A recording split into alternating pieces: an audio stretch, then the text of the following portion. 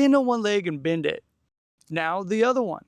You feel the difference in balance and control? One side probably feels off, and shoring that up helps everything you do on one leg, which is most of the time you're on your feet. So today we're hitting 4 directions across 3 planes and building some seriously strong-ass legs while we're at it. Standing on one leg, slide the other heel out in front of you and tap the ground.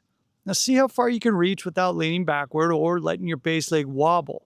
And be sure to do this on both sides, because one is probably going to feel worse than the other. And that's perfectly normal. With practice, it will get better. When doing this, take note to not let your knee cave inward or track outward. The goal is to keep it from wobbling as you work to extend your foot farther and farther away from you.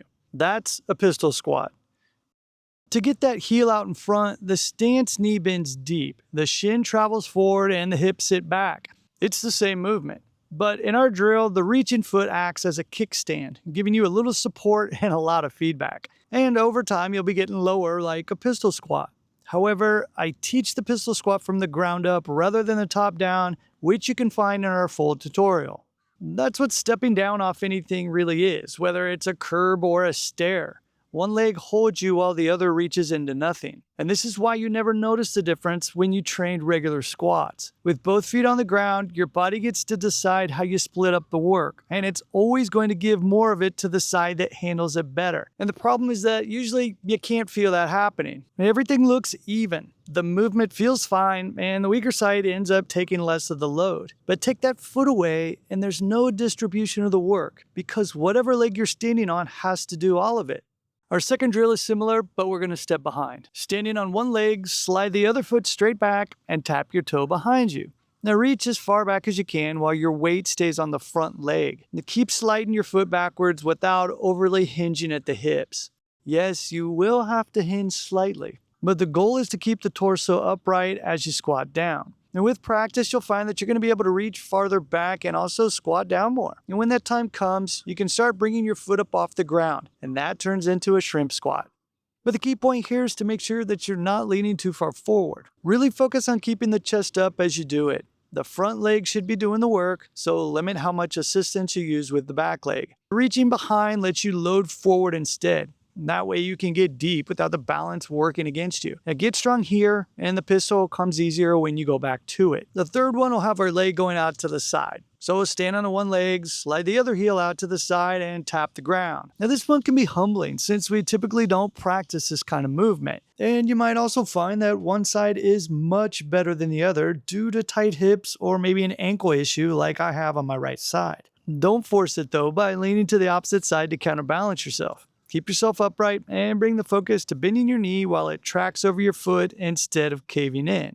With time, you'll be able to extend your foot out to the side, turning it into a Cossack squat. Now, this one loads the inner thigh, and it's the direction you're least ready to catch yourself in. And a two-legged squat doesn't do it for you here because the stance won't let you. In a previous video, I looked at getting to the ground and back up, and this is the step before that, the one where you catch yourself so you don't go down at all. Our last drill is going to have our leg go behind and across. So standing on one leg, slide the other foot behind your base leg and across, then tap your toe. Now this one's going to feel strange, and the reach is going to be short in the beginning, and that's absolutely fine. Now the main thing I see happening with our clients is that they twist too far into this one just to get their foot in line with their other foot. But don't cheat yourself out of improving your mobility and strength by doing that. Let that back foot be a kickstand, just like the first 3. It's just there for support and feedback, and not a move just to chase. The reason that this feels so different is that the hip of your base leg has to control rotation with your weight on it.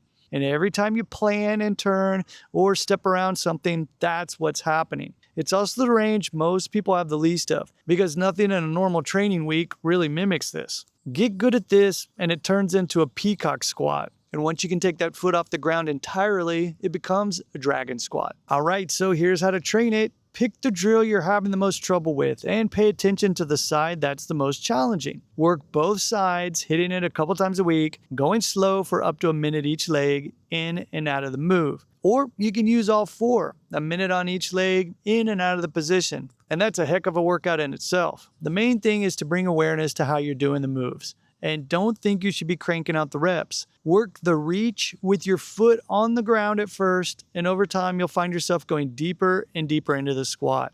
And I've got full tutorials for all 4 of these, including the versions to start with, links in the description. And you'll definitely want to check out this next video where I help you with your push-up.